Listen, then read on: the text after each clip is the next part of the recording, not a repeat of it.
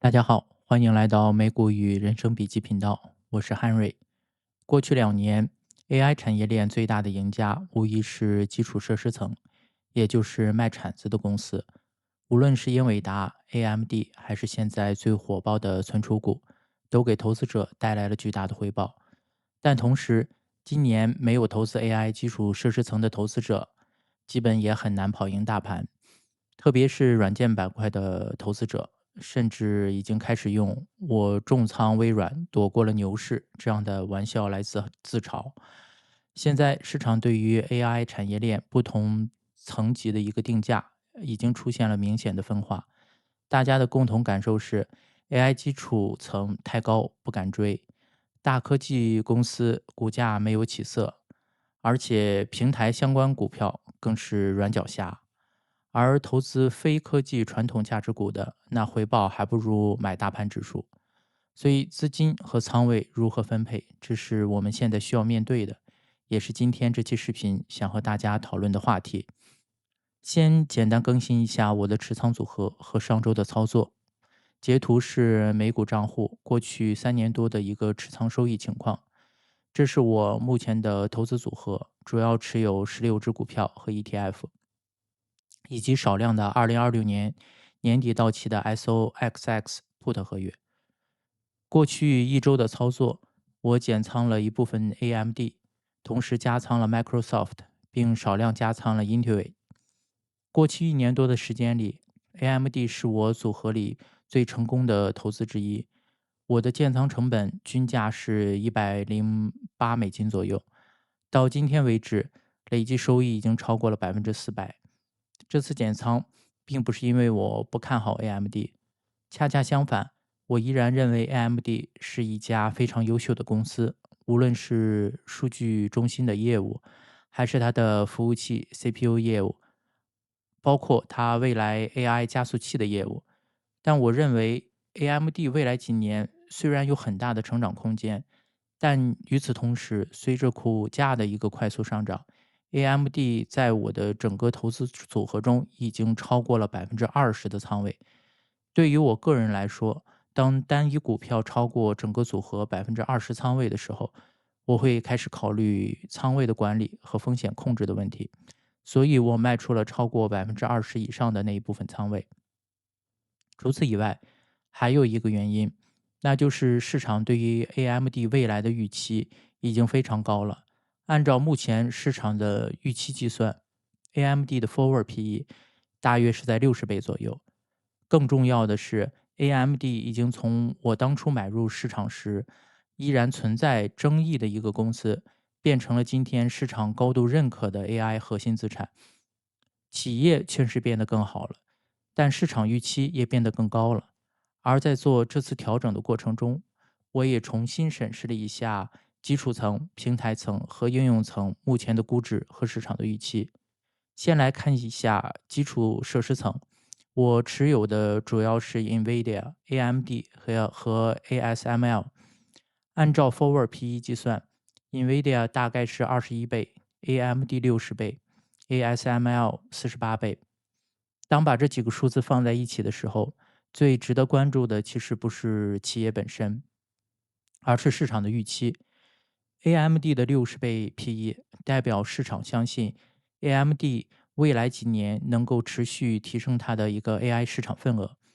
ASML 接近50倍的 PE，代表市场相信先进制程的扩产周期还会持续很多年。所以，基础设施层最大的特点不是企业质量，而是市场已经非常乐观。未来几年，这些企业不仅需要持续的增长，而且还需要持续超出市场的预期。然而，接下来的平台层，我的持仓里包括 Microsoft、Google 和 Amazon。当然，Microsoft 同时也有软件应用层的一个属性。目前对应的 Forward PE 大约是 Microsoft 20倍，Google 24倍，Amazon 28倍。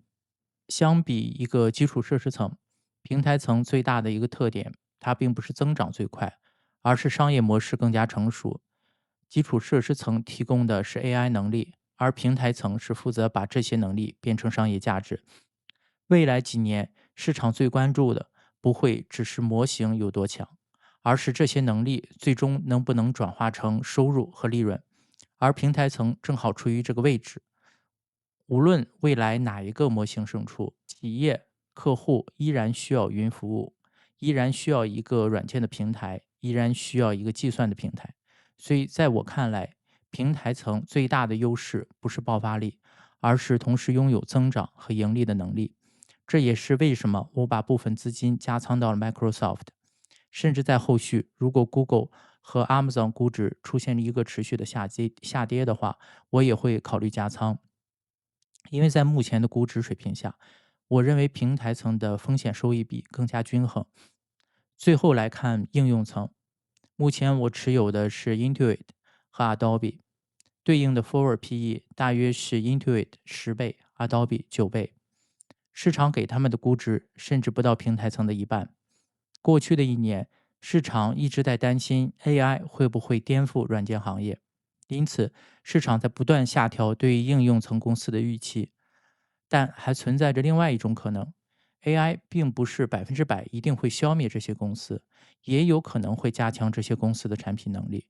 Intuit 拥有大量财税数据和客户关系，这些资源也不会因为 AI 的出现而消失。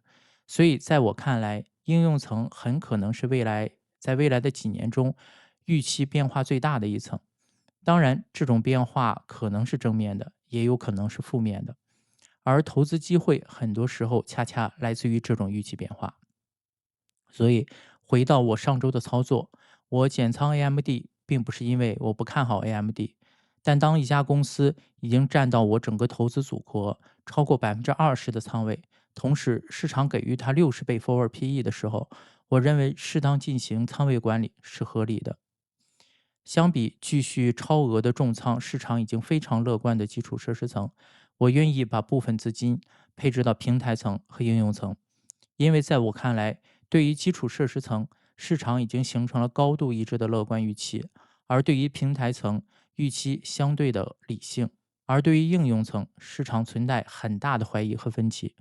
我这次减仓 AMD，加仓了 Microsoft 和 Intuit，本质上并不是在判断哪家公司更为优秀，而是在不同的估值、不同的预期以及不同的风险收益比之间做出一个选择。因为对于投资者来说，企业会成长，市场预期也会变化，而投资回报往往来自于这两者之间的一个差距。这也是我这次调整部分仓位背后的一个思考，希望对大家有所帮助。也希望我们一起穿越牛熊，慢慢拥有更多人生选择的底气。我们下期再见。